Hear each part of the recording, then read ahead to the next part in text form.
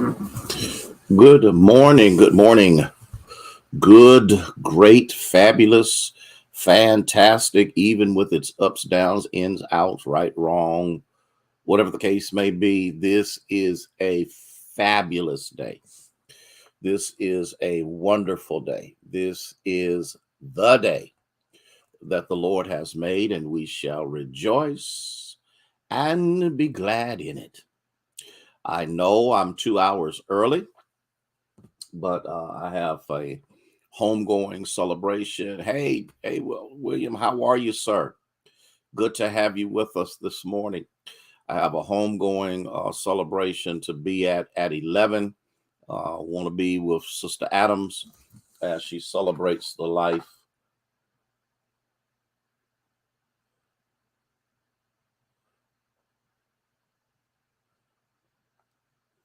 Can you hold on just a second?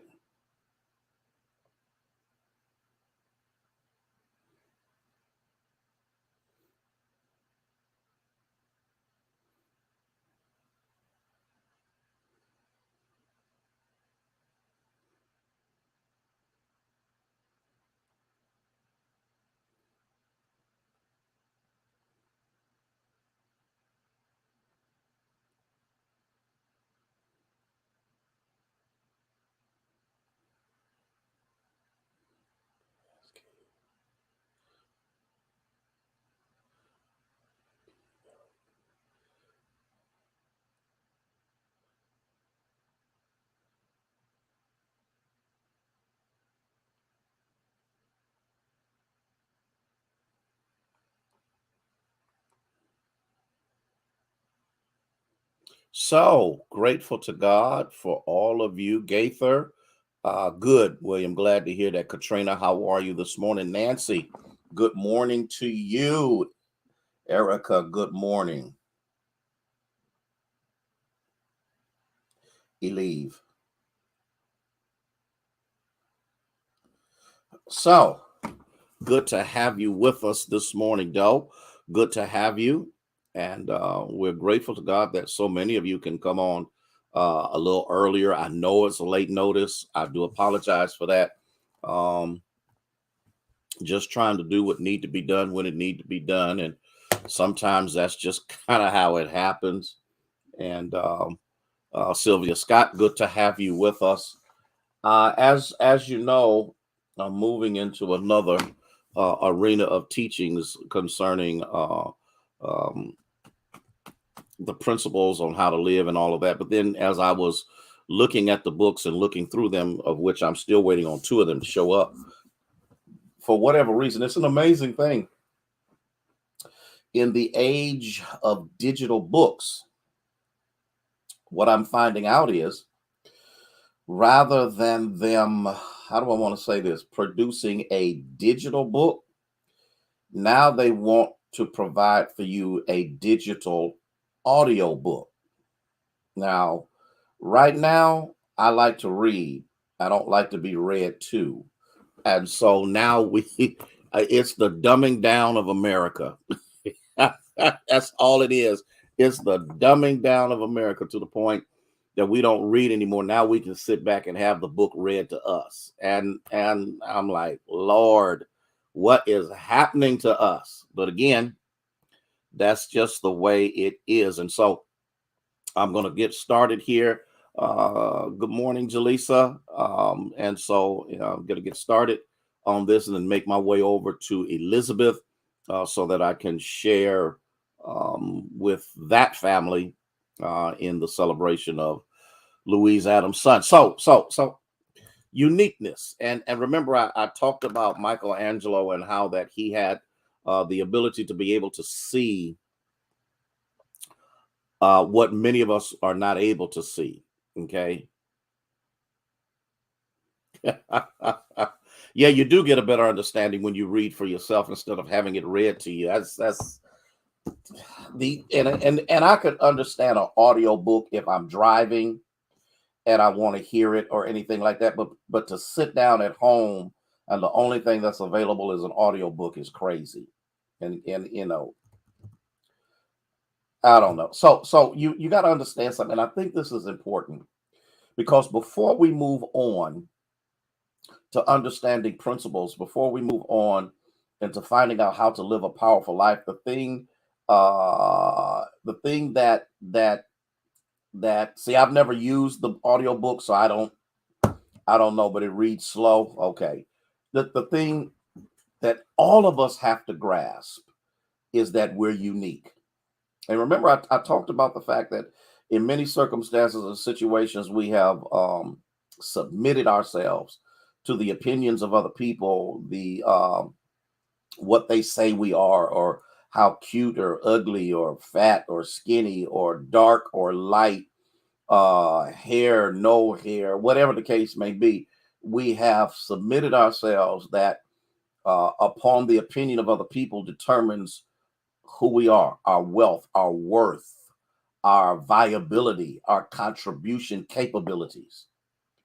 And so, in the midst of this, we need to understand that, irregardless of what people think, you need to look at yourself through the eyes of God.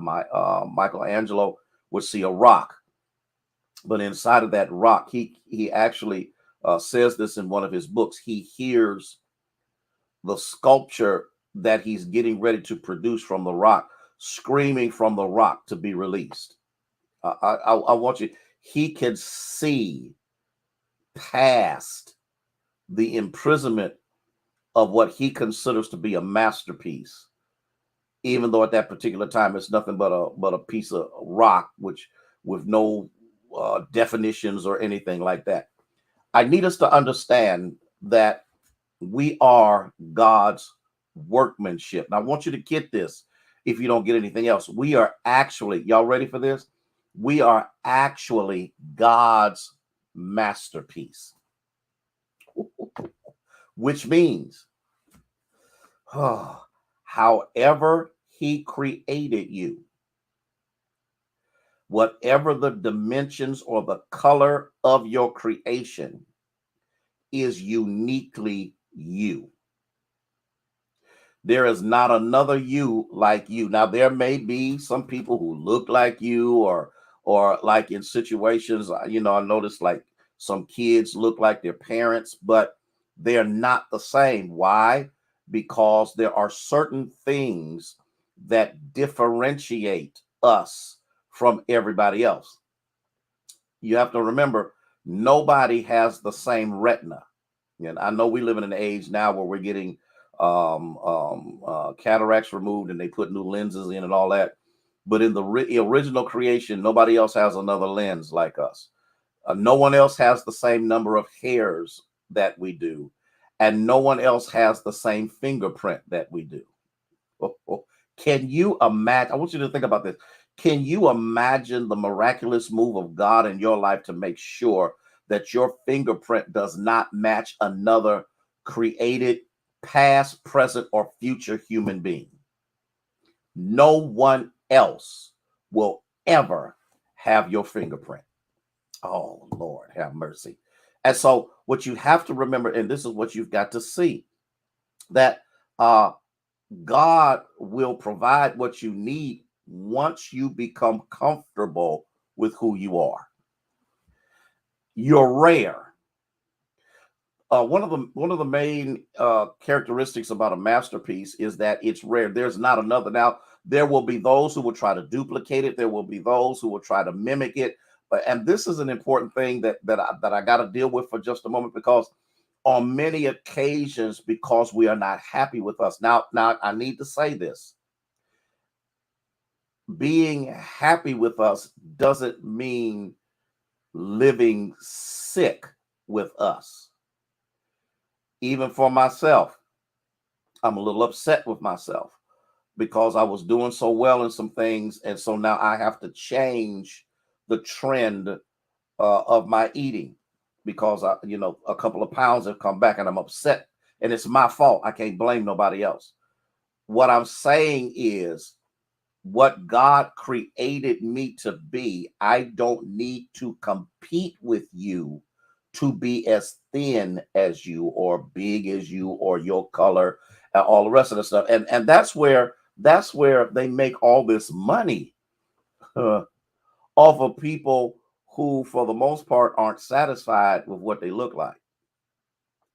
I know. We are his masterpiece. I'm going to leave that alone because I ain't getting no response from that because ain't none of y'all talking to me. We are his masterpiece. There is only one you. When you leave here, there will never, upon the billions and billions of people who have occupied this earth, there will never be another like you. You were designed by God to be who you are. I don't care how big your nose is, how thin your nose is. I don't care anything about your eye color. I don't care. You are overwhelmingly unique. And the problem with being unique is when you look at what other people look like, or what other people do, or what other people say, or the positions that other people have, you become intimidated or you become envious of who they are, because Maria and Gail, you have not yet embraced the you-ness that is uniquely you. And whenever, I want you to get this, whenever you embrace the uniqueness of yourself, you'll be free. What will you be free to do? I'm glad you asked me that question. You will be free financially.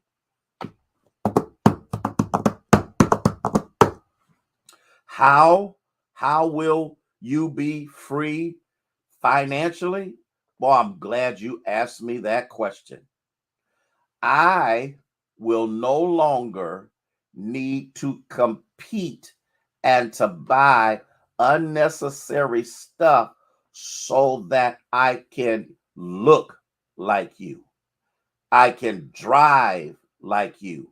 I can live like you, because I am now comfortable in where I am and what I have, or even comfortable in what I don't have. Woo, teach, Pastor. I know I'm doing the best I can. You will be free financially. That way you don't have to keep going out here and buying stuff to compete with somebody else. You will be free emotionally. How?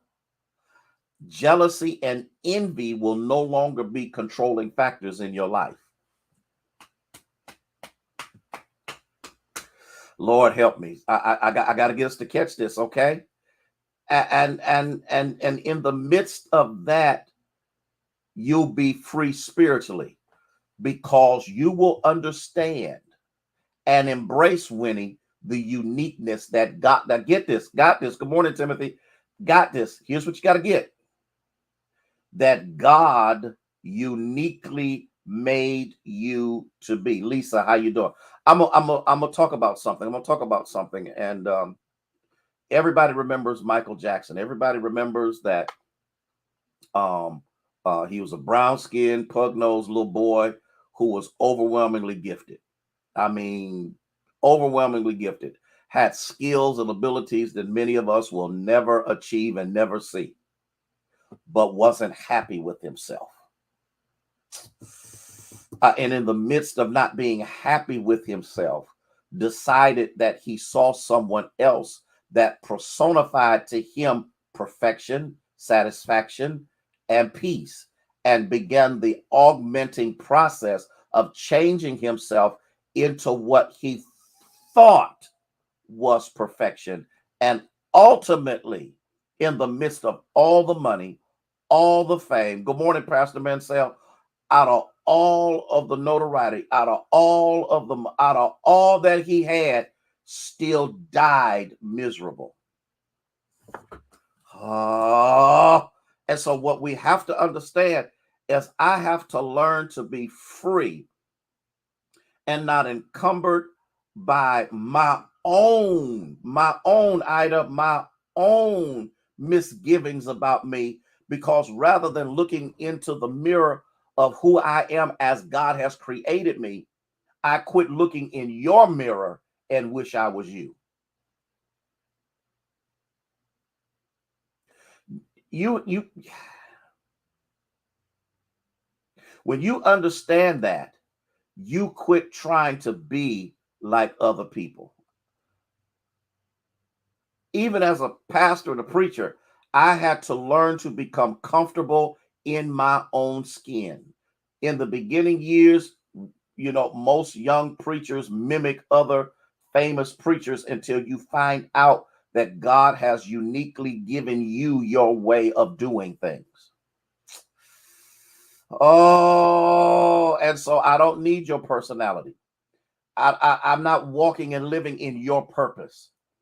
God has already given what you are envious of in the life of somebody else to them and not to you. And if God had wanted you to have that, he'd have gave it to you. Yes, Timothy, you can be, listen, the one thing that crippled me in my younger years was to hear somebody who was near and dear in my life to tell me that I wasn't nothing. Now they didn't mean it like that, but that's how I heard it. And so what happens is it turned me into an introvert. It also created an assassination spirit on the inside of me that almost destroyed me because that person meant that much to me. And then I did stuff to try to win that person's love, even though they really didn't understand that what they said had been devastating. And it took years for me to overcome just one statement. Y'all better hear what I'm saying.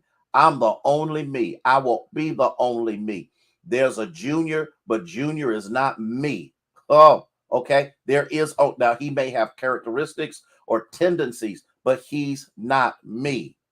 You don't need to become somebody else.